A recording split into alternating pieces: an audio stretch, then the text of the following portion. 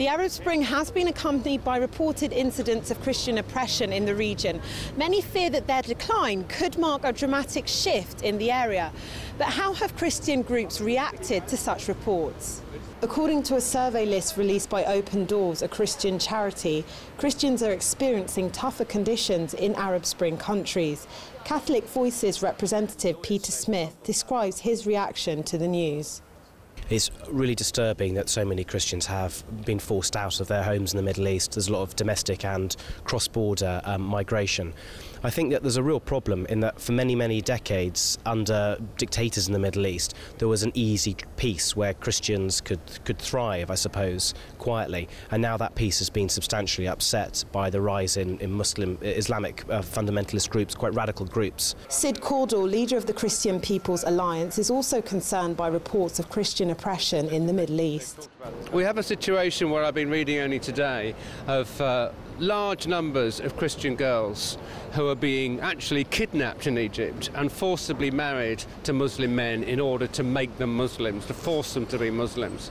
And under the law, there's no redress now. So that's happening at one level.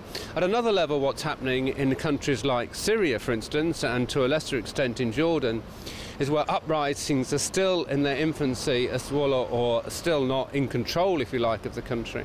They're still rising up. In those countries, Christians are being treated to incredible persecution for not supporting the Islamic uprising. And that's a massive problem, and that's causing Christians to flee across the world in large numbers and families to be broken up, and it's a tragedy. Indeed, there are those who believe that more should be done to highlight reports of Christian oppression. I think that there needs to be a considerable degree of political pressure, actually. So writing to peers and to MPs, in particular members of Parliament, I think a lot of people could do that. And then MPs will speak about this in the House of Commons, and they'll put pressure on the government to move with the international community towards protecting minority rights in the Middle East. I think people probably have spoken loudest with their pound in their pocket by donating towards refugee services and things like that.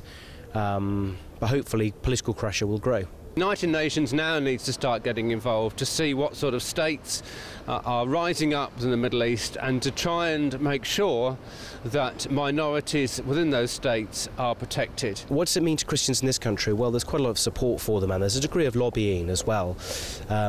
Peers like David Alton have spoken about this in Parliament, but I think this is something that needs to be highlighted more in the press.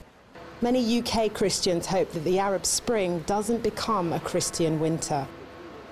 Indeed, many Christian organisations are hopeful that the UK government will take action where reported incidents of Christian oppression occur. This is Celestina Olulode for JN1 in London.